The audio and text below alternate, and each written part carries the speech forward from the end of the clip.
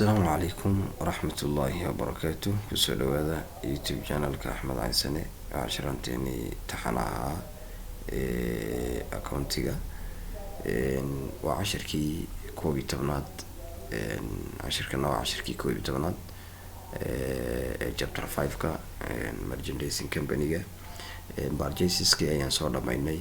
dhanka kale waxaan soo qaadanay saleskii sidii loo sameynayay, sales returnigii sidii loo sameynayay.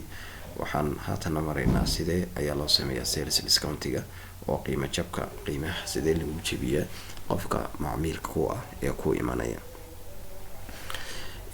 sales discount marka laga hadlayo offer to customers to promote prompt payment. qofka customerka ah waxay tani marka ku kicisaa way ku sababtaa in lacagta tan uu bixiyo.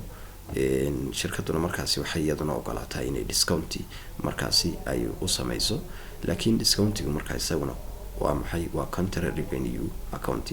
sidii sales return and allowance uu revenue accountiga counter ugu ahaa oo looga jarayay oo uu u yareynayay ayaa kana uu u yareynayaa oo debit markaasi la gelinayaa.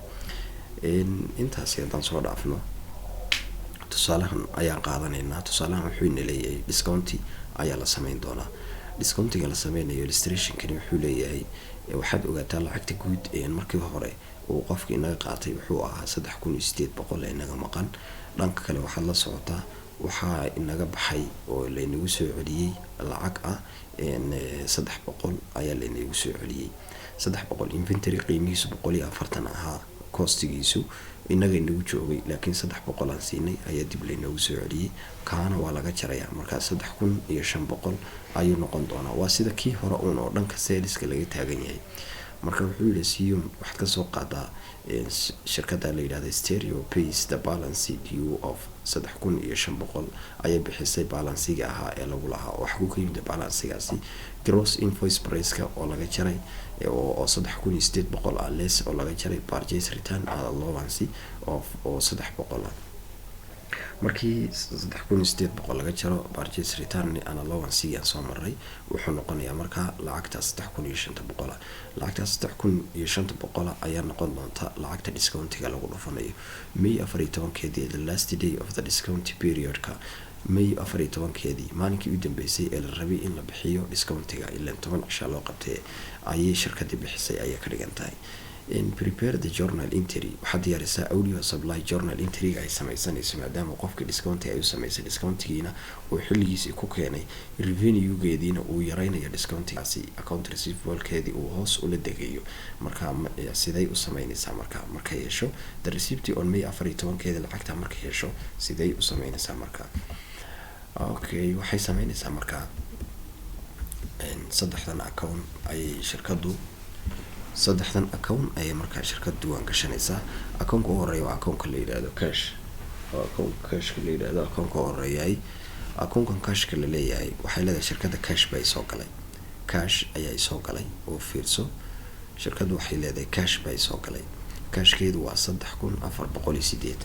waxaa laga yaabaa inaad isweydiiso cashkii wuxuu ahaa 3500 ayuu ahaa oo markii 3800 laga jarayay saddexdii laynagu soo celiyay 3500 ayuu ahaa. marka 3500 leesh maxaa dhacay oo halka loogu diiwaan gelin waayo shirkaddu ay soo celin weyday 3500?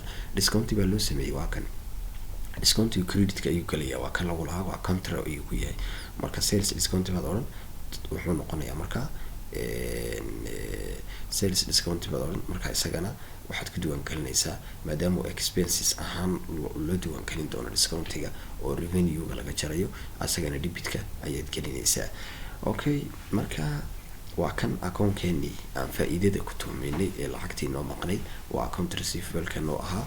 account receivable-ka markaa 3500 ayaa la decrease garaynaya sababtoo markii hore maxay noogu jiray 3500 ayaa inoogu jirtay. marka maadaama 3500 ku jirtay lacagtiina la keenay isaga hawada laga saaraya. marka credit la geynayo waa khadka laga saaraya, lacagtii waa la keenay. okay lacagtii way 3500 halka ka wada muuqatay lama keenin. halkan ayay ka muuqataa lacagtii meeshay kala tagtay. Cash aanana waxaa nagu soo galay 3430. Sales discountiga la sameeyey waa ka halkan laga jaray way 70 halkan marka laga jaro intaas ayay shirkadu qaadanaysaa. 70 kale yaa qaadanaya ma isweydiinaysaa.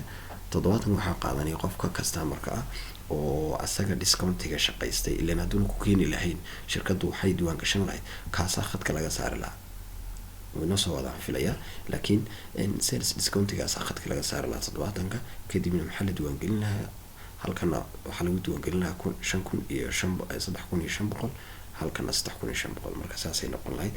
Sidee marka oo ku imanaya marka 3800 waxaa ka jaraysaa 300 oo ahayd sales return and allowance kadib inta soo hadha oo 3500 ayaad ku dhufanaysaa 2%. waa sidaan kugu tusaaleeyay markaan purchase ka sameynay kadibna 70 kaas ayuu noqonayaa discountiga la sameeyay. 70 kaana qofka discountiga uu sameysay ayaa qaadanaya. marka waxaad adigu shaqo ku leedahay ma aha sababtoo ah wuxuu yareynayaaba account-kaaga revenue-ga ayuu yareynayaa. Okay مع شركة وحين تقول السلام عليكم ورحمة الله وبركاته.